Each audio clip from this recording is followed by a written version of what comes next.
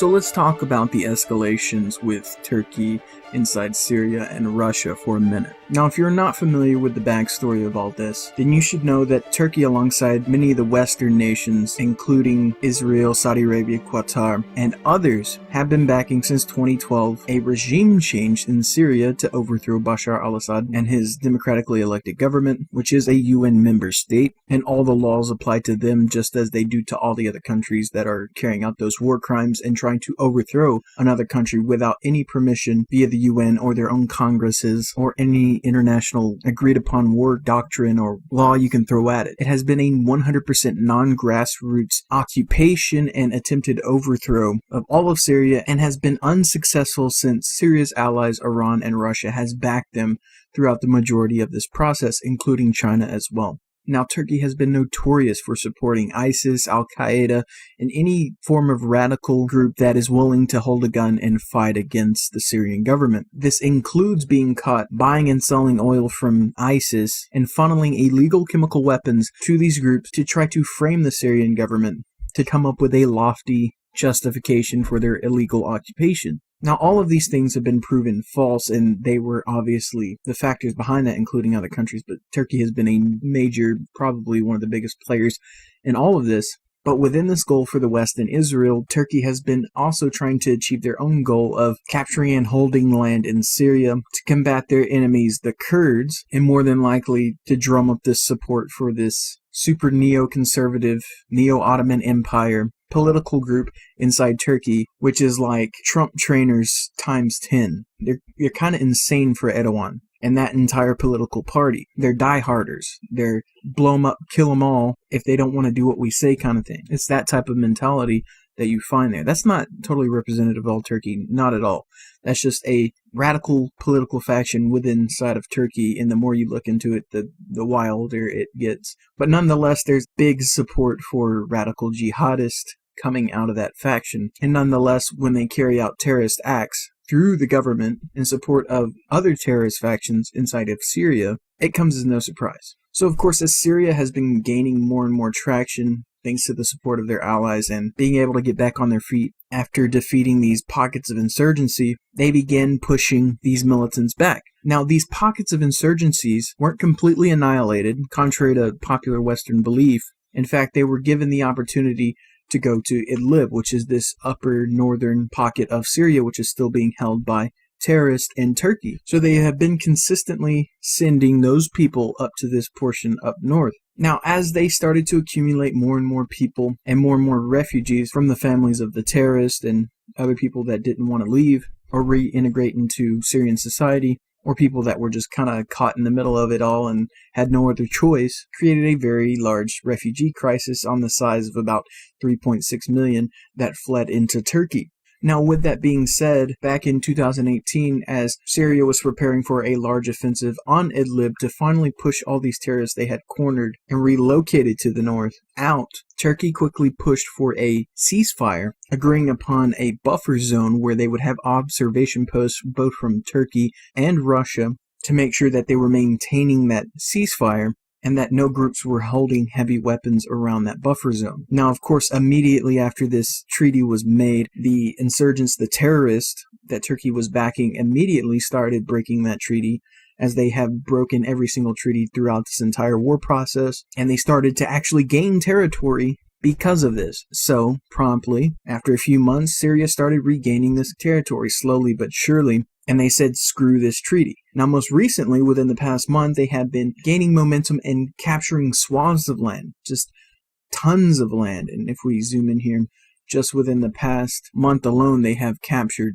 hundreds of kilometers, including the important crossroads city of Sarqib, where the important M5 and M4 highways intersect, which makes the movement of troops and equipment much easier for the Syrian army, and consequently cut off that transportation from the terrorists in Turkey. Now, with that being the case, and also capturing more land around Aleppo, Turkey was worried about Idlib getting attacked, having some kind of fast, swift surprise attack because they can move their forces around very quickly. So to prevent this, Turkey, which had also suffered pretty heavy losses the biggest of the entire war, roughly around 30, but of course the West has to make sure that's 33 for ritualistic purposes. So you have two things going on.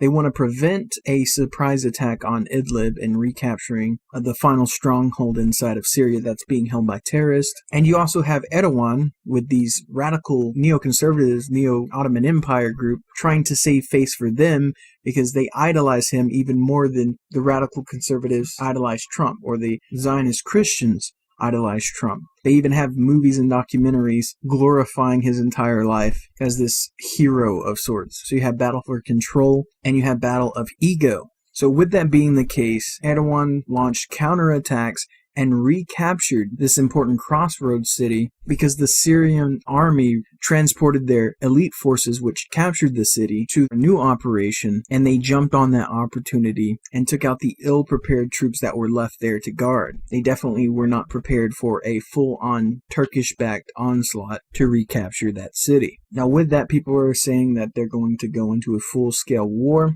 but I'm not 100% convinced of that. That is a possibility. Like I said, the only thing to really gain here is a egotistical thing, because Erdogan is not going to be backed up from the West. They're going to kind of let them do their own fighting here. And since the United States has pretty much given up on their backing of the proxies inside of Syria, the likelihood of Turkey getting into a conflict with Syria and even possibly Russia, because this is definitely putting a strain on relations there, and there is tons of energy and oil deals between Russia and Turkey that would definitely hurt their economy if they fully committed into something like that. So I really don't see them going into a full-scale conflict. You're going to have a continuous trade-off, standoff, maybe another ceasefire for a little while, something like that, back and forth. But ultimately, Syria is going to recapture their territory one way or another, even if they have to go to a full-scale conflict for that. Nonetheless, what is Idlib? A summary of all of it. It is the culmination of a failed mess with the regime change policy with the West, and Turkey was left with that mess. And now egotistical Erdogan is trying to save face with his party, and it doesn't matter if he has to do terroristic acts, such as threaten to release refugees on Europe. That is literally the definition of political terrorism. You're holding people hostage or using people as a weapon to release them on to the West. It's like, if you guys don't help me hold this illegal territory in Syria, I'm going to release all these people on you and you're going to have to deal with them. So it's kind of like this jab, like, you guys got us into this mess and now we're trying to finish it and you backed out. And again, just trying to save face there.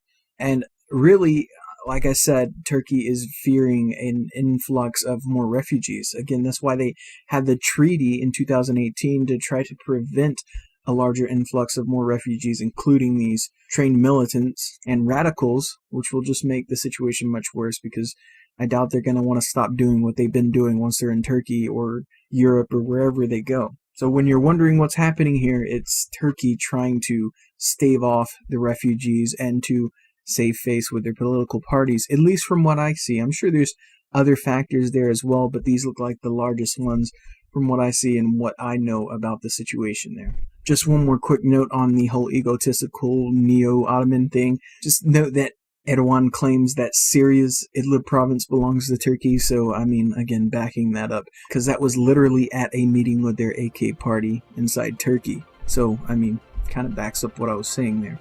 Now, that's going to be all for now. If you appreciate the work that I do here and want to see me grow, know that YouTube and Google and the entire mainstream media and the entirety of online monetization has pretty much shut me down from making any money from this. So it's only people like you that keep me in the fight and allow me to continue to do this at a frequent level and to put in the time and research so I can make sure that these reports are hard-hitting and that truth can get out to other people that really need to see this information, since we know that we get shadow banned and we get censored and pushed down in the Google rankings. So again, your $1 or $2 every month or so helps me significantly on combating this handicap that we've been handed. Continue to keep your eyes open, and as always, this has been Tyranny Unmasked.